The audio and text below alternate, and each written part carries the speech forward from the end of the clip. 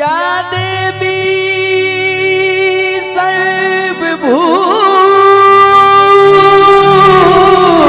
सर्वभूतेषु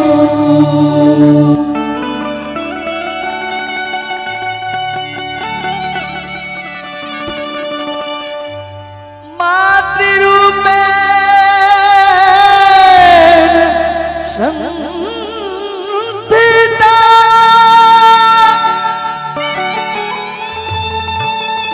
नमस्तस्यै नमस्तस्यै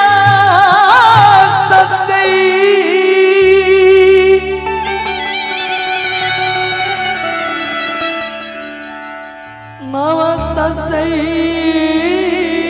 नमो नमः।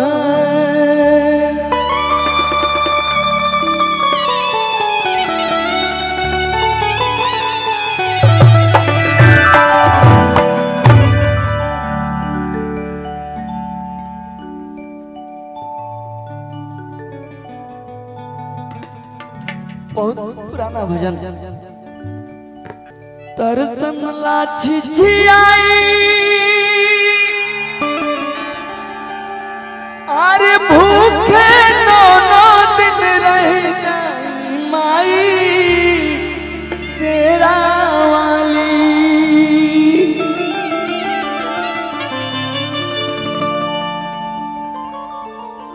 तरसन लाछी छियाई भूखे नौ दिन रह जाई माई शेरा वाली।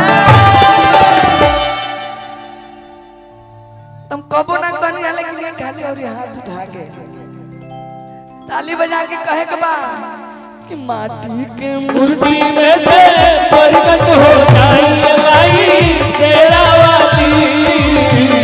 माटी के मूर्ति में से प्रकट हो जाई माई शेरा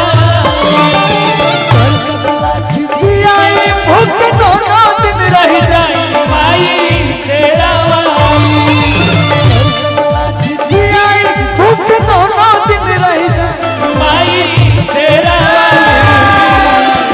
माटी के मूर्ति में से प्रकट हो जाई माई शेरा वाली। माटी के मूर्ति में से प्रकट हो जाई माई शेरा वाली।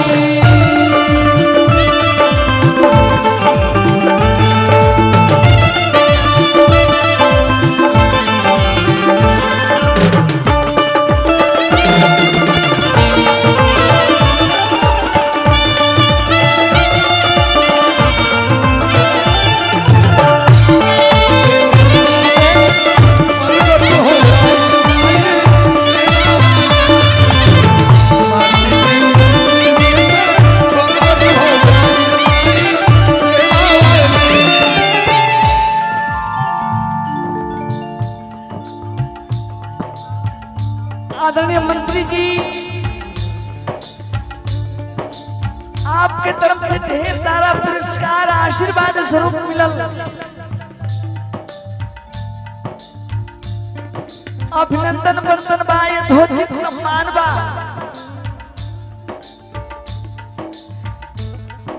उहे बात कहब कि जहाँ बानी हो जाते ठीक बा, लेकिन ये जो दया दृष्टि बनौले रहब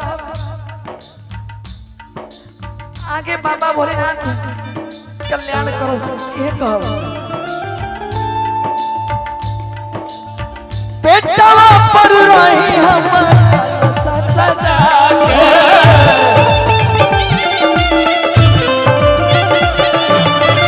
ताही ऊपर घिउआ दिया नजरा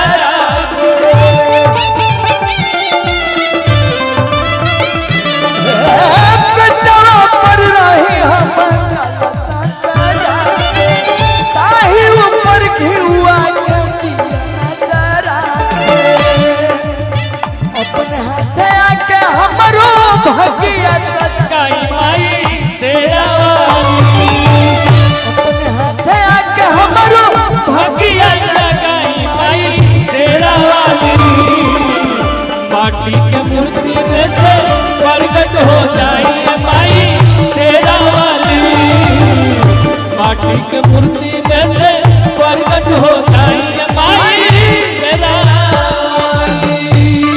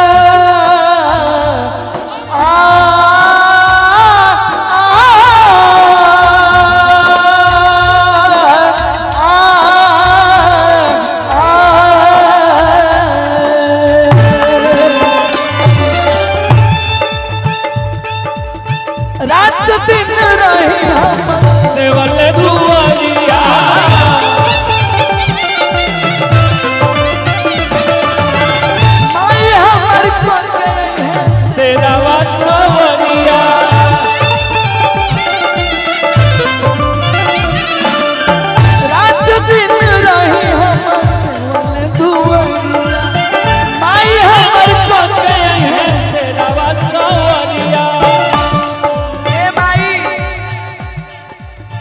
अतन कृपा कोई दी धरती चरण अपन आई माई तेरा वाली अतन कृपा कोई दी धरती चरण अपन आई माई तेरा वाली माटी के मूर्ति में से प्रकट हो जाई माई तेरा वाली माटी के मूर्ति में से प्रकट हो जाई माई तेरा वाली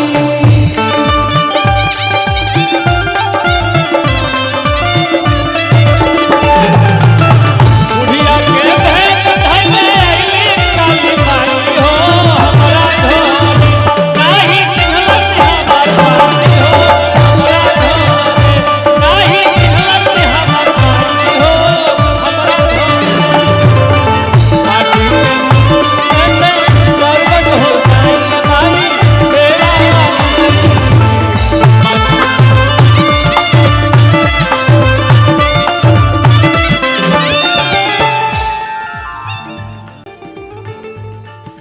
अरे माई माई रटत रह माई नहीं आई है कोई लोग गई है करत जी जिंदगी सी नहीं है माई माई रटत रह माई नहीं आई है कोई लोग गई है करत जी जिंदगी सी नहीं है ऐसे है माई जानी हो खेती अरे हाय कुली लोगवन के जगह जाए ए माई शेरा वाली जानी हो खेती की सुनो के जगह दाई माई तेरा वाली माटी के मूर्ति में से प्रकट हो जाए माई तेरा वाली माटी के ताली बजा के मूर्ति दोनों हाथ ऊपर उठा के में से प्रकट हो जाए माटी